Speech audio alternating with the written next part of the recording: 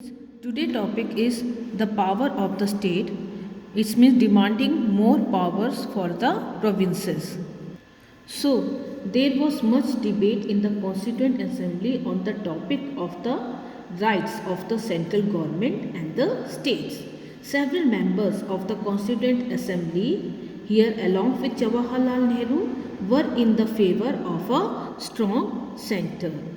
Pandit Nehru, in a letter to the President of the Constituent Assembly, wrote, "Now that partition is a settled fact, it would be injurious to the interest of the country to provide for a weak central authority which would be incapable of ensuring the peace, of coordinating vital matters of the common concerns, and of speaking effectively for the whole country in the international spheres."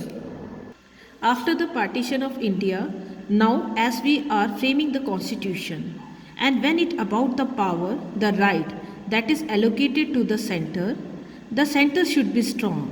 There should be a strong central authority which should be capable of ensuring the peace in the country, coordinate the important issue that is concerned with this nation or the state.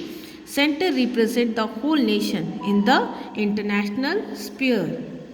So the draft constitutions it provided for three lists of subject: the union, the state, and the concurrent list.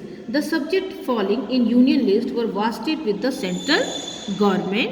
The central government can make law, okay, and for it, and you can see the state list were vested in the government of the state, where the state government will make law on the respective subject, and the subject falling in the concurrent list were of common concerns to both the central government and the state government. Here center and the state government they share responsibility.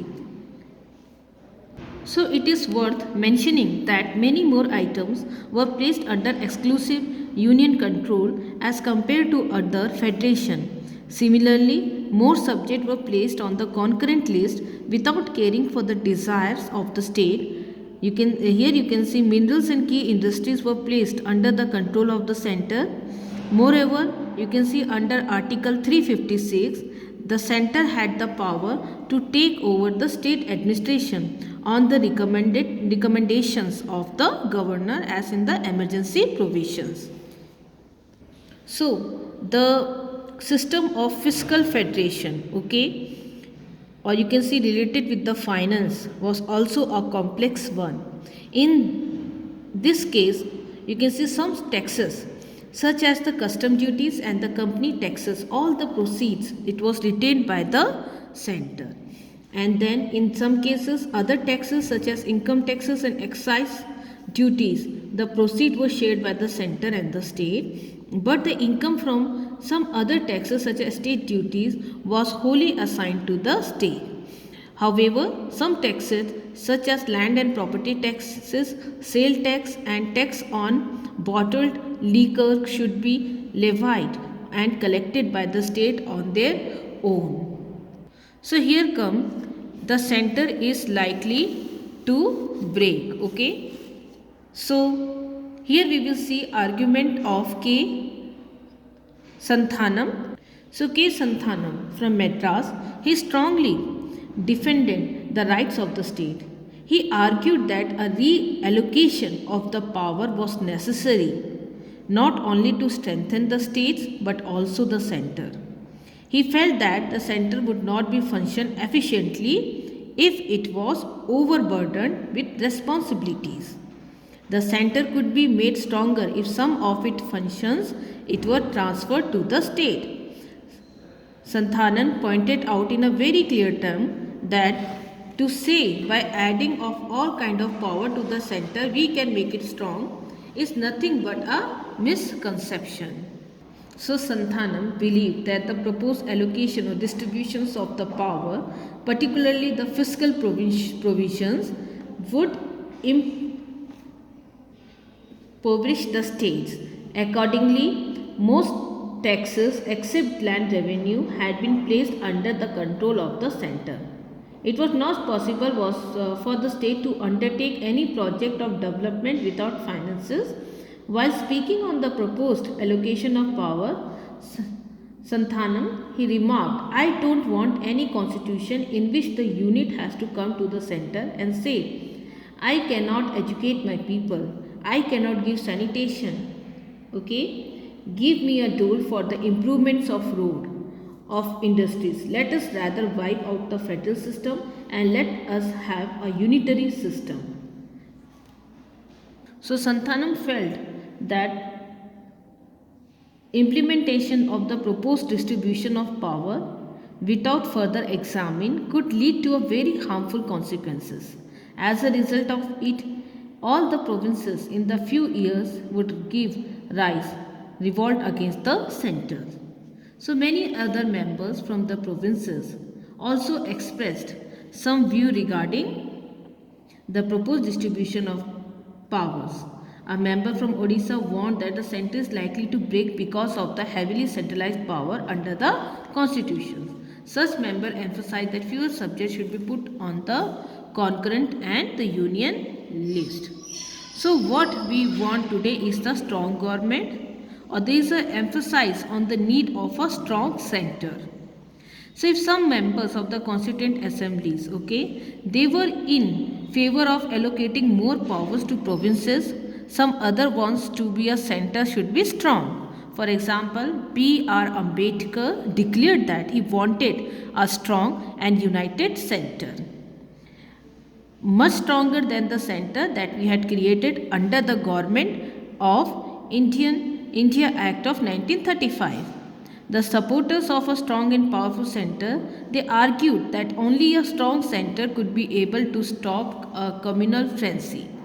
Members like Gopalaswamy Iyengar wanted that in place of increasing the power of the provinces, okay, center should be made more powerful. He urged that the center should be made as strong as possible. So Balakrishna Sarma, a member from the United Provinces, also emphasized the need for a powerful and strong center. He argued that strong center is heavily needed in order to plan for a well-being of the country, or you can see to mobilize the available economic resources, to establish a good administration and to defend the country against the external aggressions. So the Indian National Congress was in favor of granting considerable autonomy of the provinces. We should remember that the Congress had to some extent made effort to assure the Muslim League that the former would not interfere, or the Indian National Congress would not interfere within the provinces where Muslim League was in power. But most of the nationalists changed their opinion consequent upon the changed circumstances owing to the partitions. They argued that as earlier political pressure from a decentralized structure were no longer in existence, there was no need of granting more power to the provinces. So we must keep in mind that a unitary system imposed by the colonial government was already existence in the country. So the development that taking place during the period had provided a fillip to the centralization. In order to forestall the, you can see, chaos and disorder prevailing in the country immediately after the achievement of the independence, and to plan for the country economic development, the need of a powerful and strong center had become even more important. So several members of the Constituent Assembly were emphasizing on the need of the strong center. Okay, it is why that the Indian Constitution show a distinct bias toward the rights of the Union of India. So here comes the language of the nation, where there were efforts to resolve the language controversy. Another important issue before the Constituent Assembly was regarding the language of the nations. Okay, several languages had been in usage in India since long. Different languages are spoken in different parts and provinces of the country. There was a long debate on the language issue within the Constituent Assembly, and it frequently generated intense argument. Okay, the Indian National Congress by the 1930 had accepted that Hindustani should be given the rank of the national language. Hindustani was a blend of Hindi and Urdu. It was the language of large sections of the Indians, and you can see that enriched by the interaction of diverse culture, it had developed into a composite language. So it had incorporated words and terms from different sources over the year. So it was understood by the people from various regions. So Gandhiji views regarding the language of the nation. You can see Gandhiji wanted to make Hindustani the language of the nation. Gandhiji felt that everyone should use a language which could be understood easily by all the people. While expressing his view on the features of the national languages, Gandhiji stated, this Hindustani should be neither Sanskritized Hindi nor Persianized Urdu, but a happy combination of both. It should be also freely admit words wherever necessary from the different regional languages, and it is also assimilated words from foreign languages, provided that they can mix well and easily with our national language. So our national language must develop into a rich and powerful instrument capable of expressing the whole gamut of human thoughts and feeling. To confine oneself to Hindu or Urdu would be a crime against intelligence and the spirit of patriotism. Gandhiji believed that this multicultural language, Hindustani, would be the ideal language of communication between different communities. It could unify Hindu, Muslim and people of North and South. So we should keep in mind that there was gradual change in the form of Hindustani as a language from the end of the 19th century. With the growing communal conflict, Hindi and Urdu also started going apart. If on the one hand, efforts were made in Sanskritized Hindi, purging in its of all words by Persian and Arabic origin, Urdu too was constantly moving far from Hindi and coming near to Persians on the other. As a result of these efforts, language had also become a part of the politics of religious identity. Even then, Mahatma Gandhi retained his faith in Hindustani. He felt that the Hindustani was not the language of a distinct group but a composite language of all India. So here you can see a plea for Hindi, a support of Hindi. Several members of the Constituent Assembly, they wanted the Hindi should be accorded the rank of the national language. Here comes very important name R.V. Dhulekar, a congressman from the United Provinces. In one of the earliest sessions of the Constituent Assembly, urged that Hindi should be used as the language of the constitution making. Some other members were against the demand made by Dhulekar. They argued that Hindi could not be used as a language of the constitution making as it was not understood by all the members of the assembly. Dhulekar, while emphasizing on his demand, argued people who are present in the house to fashion a constitution for India or to frame a constitution for India do not know Hindustani and not worthy to be the member of this assembly. They better leave. The house broke up in commotions over this remark of Dhulekar, but he continued his speech in Hindi. At last, Pandit Jawaharlal Nehru had to make interference in order to restore peace in the house. Even after that language issue could not be sorted out, for subsequent 3 years it continued to agitate members and disrupt proceedings. So here you can see on 12 September 1947, Dhulekar's speech on the issue of the national language once again caused a huge storm. So the Language Committee of the Constituent Assembly had produced its report by now. The committee had thought a compromise formula in order to resolve the deadlock between the supporters and the opponents of Hindi as a national language. So the committee suggested that Hindi in the Devanagari script should be the official language. But this formula was not declared formally because the committee felt that transition to Hindi should be gradual. According to this formula, what was there? English would continue to be used for all official purposes for the first 15 years. Each provinces would enjoy the right of choosing one of the regional language for official work within the province. The language committee, of the Constituent Assembly, in order to placate ruffles emotions and arrived at a solution acceptable to all, referred to Hindi as the official language in place of the national language.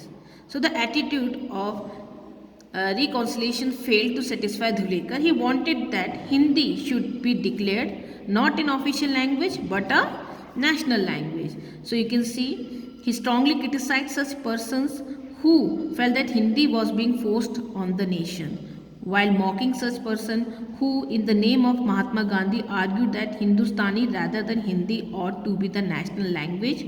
Dhulekar remarks, "Sir, nobody can be happy than myself that Hindi had become the official language of the country. Some say that it is concession to Hindi language. I say no. It is consummations of a historic process." So several members of the Constituent Assembly expressed their resentment against such view of Dhulekar. Srimati G. Durga Bai from Madras, while explaining her worries about it, remarked, "Mr. President, the questions of national language for India, which was an almost agreed propositions until recently, has suddenly become a highly controversial issue. Whether rightly or wrongly, the people of non-Hindi speaking areas have been made to feel that this fight or this attitude on behalf of the Hindi speaking areas is a fight for effectively preventing the natural influence of other powerful languages of India on the composite culture of the nation." So Srimati Durga Bai, while explaining that in the south there was a strong opposition against Hindi, this propaganda for Hindi cut at very root of the provincial languages, she informed the house that despite of it, she, while obeying the calls of Gandhiji, continued Hindi propaganda in the south along with a number of other members. Braving resistance, she started schools and conducted classes in Hindi in the south. Durgabai asked the house, "Now what is the result of it all? I am shocked to see the agitations against the enthusiasm which we took to Hindi in the early years of the century." So Durgabai felt that Hinduism she had accepted as the language of the people was now being changed. Hindi was being Sanskritized as the word from Urdu and other regional languages were being taken out. It was but natural that they move, eroding the inclusive and composite character of Hindustani was bound to create anxieties and fear among various languages groups. So with the growing bitterness on the issue of national language, several members urged for a spirit of accommodation. Sri Shankar Rao Dev, a member from Bombay, made it clear that as a congressman and a follower of Gandhiji, he had accepted Hinduism as a language of the nation. But he stated, "If you wanted my wholehearted support, you must not do now anything which may raise my suspicions and which will strengthen my fear." Similarly, T.A. Ramalingam Chettiar from Madras insisted that whatever was to be done on the issue of the national language, it should be done with caution. He felt that the cause of Hindi would not be helped if it was pushed in an aggressive manner. The apprehension of the people, even if they were not justified, were to be put down, otherwise there will be bitter feeling left behind.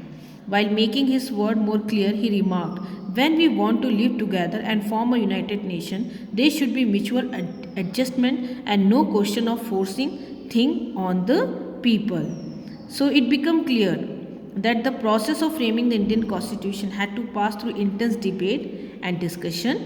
However, we must note that there was substantial agreement on one central features of the Constitution, that is granting of the right to the vote to every adult Indians.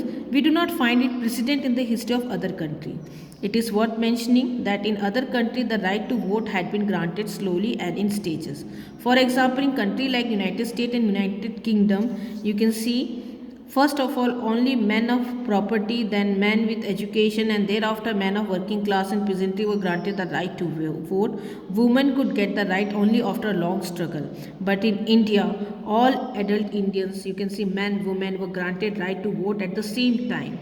So after untiring efforts of the 3 years, the Constituent Assembly finally passed the Constitution of India on November 26, 1949. The same day, Dr. Rajendra Prasad, the chairman of the Constituent Assembly, signed the constitution with two dissent. It is being written primarily in English. Requirement of no educational qualification for any of the posts that is enshrined in it. So you can see the new constitution was to be implemented with effect from 26 January 1950. The date was the 20th anniversary of that historical day on which the Congress under the presidency of Pandit Jawaharlal Nehru had declared complete independence its final goal.